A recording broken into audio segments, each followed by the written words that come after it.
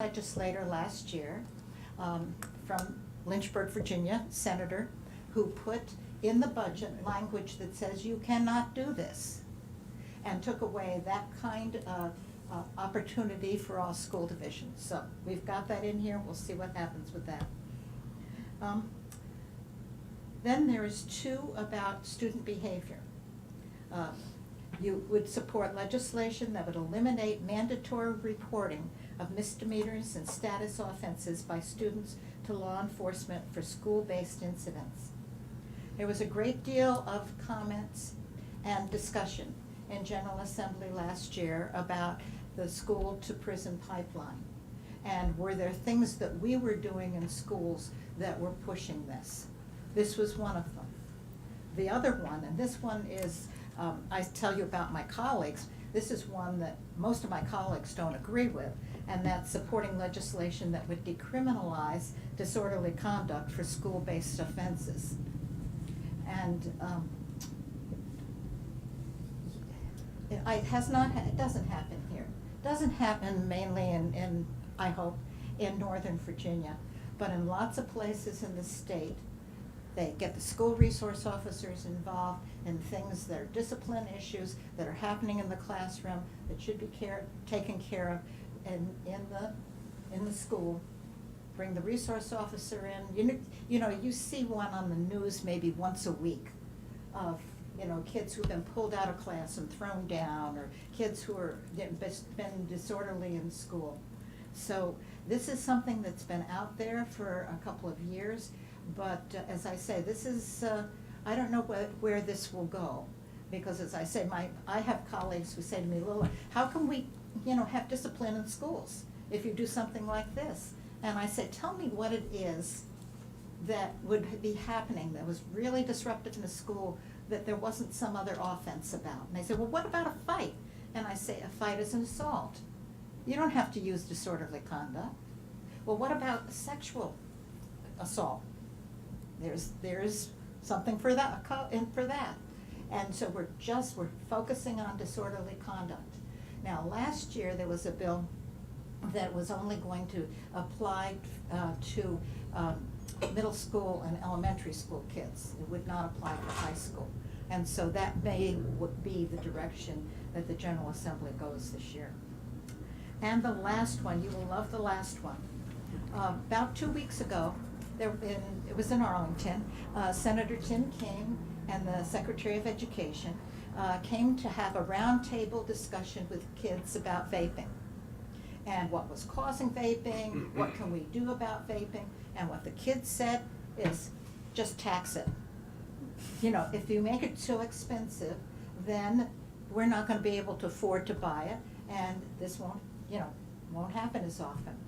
So we've got a position in here imposing a statewide sales tax on e-cigarettes and vaping materials with funding dedicated to public education. And here's the one that'll never go anywhere, would also allow localities to impose such a tax. So already got a couple of legislators who are happy to introduce this legislation, and so we'll see how it goes. So I'll be glad to answer any questions about the package or what has happened in the General Assembly the past couple of years. I just want to chime in and first say, while I appreciate you giving me some of the credit for these positions, I'm just reflecting the board's ideas. So, so many of the things that you see in here are some things that have come up as part of our conversation. But I wanted to speak to two things. One in particular was the decriminalization of the disorderly conduct, because I know that can be controversial. But one of the big pieces that we're working on, and it is Falls Church specific, all politics are local and in many ways, but one of the things we're working very hard on here is the development of a caring community and culture, and working hard to make sure that we're building great relationships with our kids. And all of that is important, but equally important to that is making sure that we have appropriate counseling, psychology, and social work services for the students that we serve that need them the most. And so consequently, we actually are exceeding the standards of quality as indicated by the state in our local division for school counseling, psychologists and social workers. But what's important in the legislative package is that there is comment in here about lifting the support cap. And if that support cap is lifted at the state level, and remember that was done during sort of that recession downturn, they capped the support people, or funding for support folks to help reduce the cost of funds going back to schools. But that in that support cap are social workers and psychologists.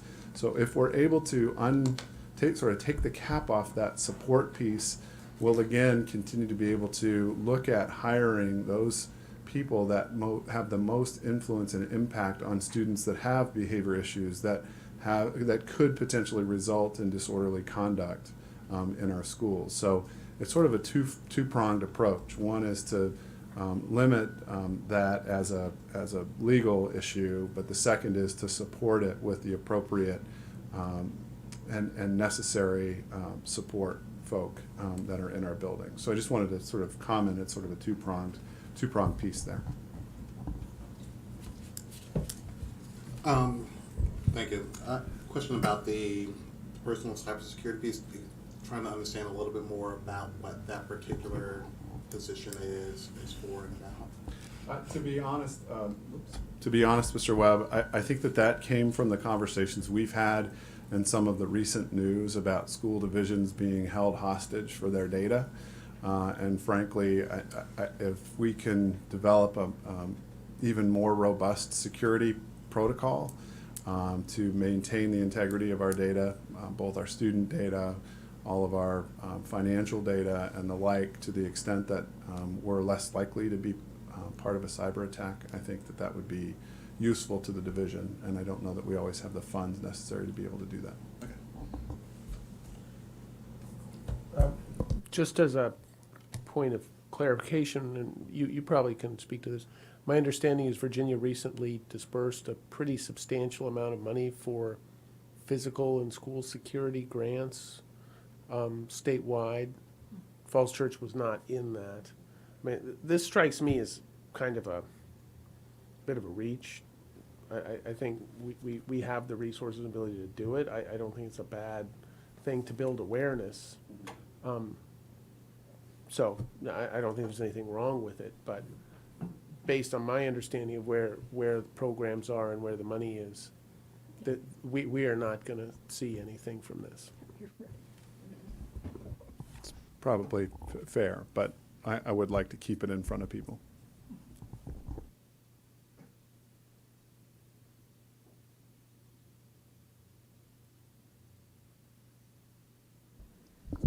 So I'm sorry that I didn't bring this up sooner. I've just been focused on other things.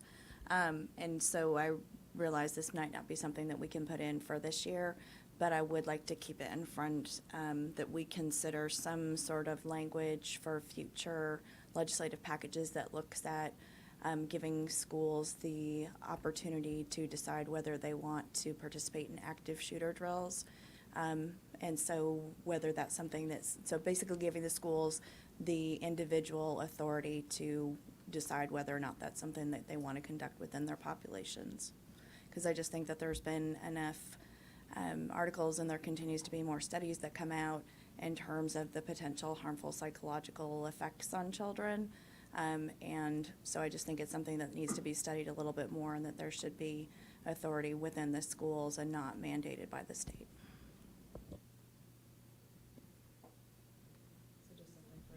I'd let Peter respond to that. We are. I apologize for throwing that out there. No, like it's the okay. 11th hour. Yeah. No, we are required to go through a variety of different drills to make sure that we're compliant with the state. Our active shooter drills look very different than active shooter drills in other divisions. We are very thoughtful and cognizant of the age and development stage of our kids and how we handle that. That being said, I understand your position. I think that there is some conversation out there about the trauma that can be created by that, but I also think it's how you do it that matters. And the one thing I would say is if you wanted to add a position, we certainly can contemplate it for the future. I would recommend considering giving the flexibility to school divisions and not to individual schools. And that is, That's what I meant, I'm sorry. oh, okay, yeah, okay, great. So what the state does is tell you how many you have to have. It doesn't tell you how you have to do it. That's correct. Okay. How many you have to have, not how you do it. And so we do it very differently than, for example, some of my colleagues around the region. But I guess I just think that there should be the division's decision in terms of not just how you do it, but how often you do it or whether you do it. So I just think it needs to be a division decision and not something mandated by the state, but that's just my own personal preference.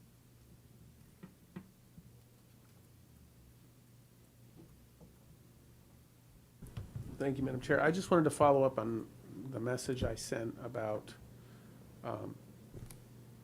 the teacher shortage.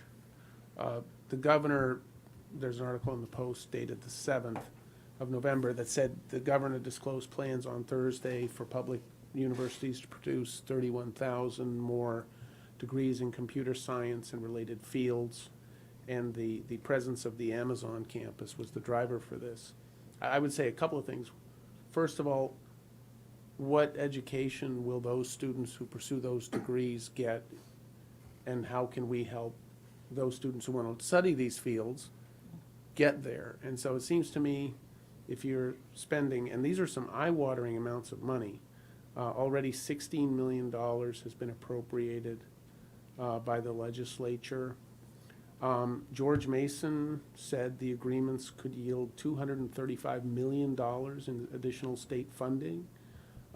So there's some huge amounts of money here, and I would say, first of all, maybe Amazon could pitch in for this. And the second thing is, if we can talk about spending that amount of money at the higher education level, what should we be talking about doing for the K-12 education, which we are required by the Constitution to provide a high-quality education to all children? And so it seems to me, if this is something that we can afford, then we can afford a lot of other things as well. And I think addressing the very real and documented lack of teachers should absolutely be a priority. And if you have to choose one over the other, I would say right now they are backwards. So that's what's driving me, is that to see a proposal like this, it tells me that we have a lot of work to do, and maybe you can do both, which is probably the ideal thing, so.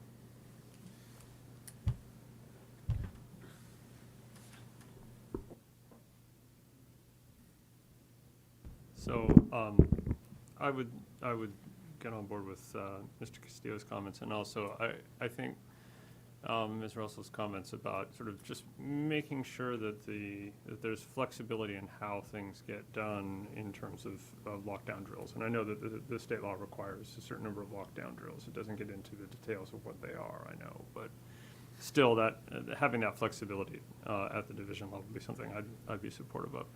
I'm really strongly in favor of this decriminalization disorderly conduct because I know it's an extreme equity issue, and it's something that you would actually need to have be treated as criminal conduct. As you said, there's actual criminal codes for that. Disorderly conduct is something that's used to penalize people on basis of inequity. So I'm fully on board with that. And as far as the solar goes, you're talking to somebody who's got Dominion solar program at home, so I like it. Great. Well, I don't think we have any action on this tonight. Or it doesn't say we do. Yeah, Okay. December 10th. So Great. I don't think it's too late to add positions, but I would defer to Ms. Litton on that, and if, however you wanted to handle that, I would support it. Yeah, I mean, I'll add what we talked about tonight, and if you have other things that arise, Lila and I can work on finalizing anything, and then we'll send the whole document out to you guys for a final look for any other comments before we vote on it. Great. Well, thank you both for your hard work on this, and we're really excited for the next legislative year. Yeah, I think it's going to be the best year ever, so. Yes, I'm really excited. Thank you.